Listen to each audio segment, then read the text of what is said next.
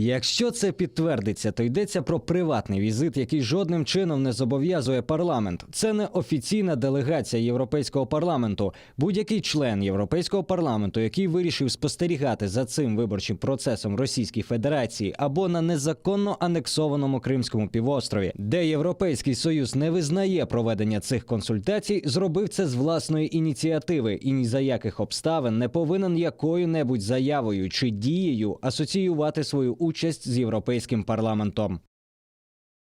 Ну вот Европейский парламент хоть и отказывается, но французские депутаты сегодня уже посетили временно оккупированный Крым, и они там будут находиться 3 дня. Вообще, что они себе позволяют и как мы можем этому противодействовать? Потому что это же не впервые, только с Францией 7-й раз они уже туда едут, а за последние 6 лет Крым посетило, если не ошибаюсь, 256 европарламентариев из разных стран. Британия, Чехия, Италия, Германия, Франція. Ну, насправді ми ж бачимо по міжнародній спільноті, що у різних країн абсолютно різне ставлення до політики Російської Федерації.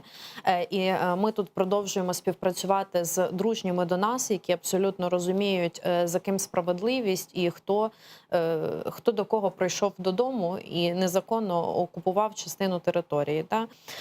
Тому позитивним є меседж, що Європарламент відмовився від цих депутатів, відхрестився від них, що це не є офіційна якась делегація, тому що насправді ми розуміємо, що Європарламент, як і інші міжнародні інституції, вони мають можливість офіційних спостерігачів за виборами чи проведенням референдумів і так далі.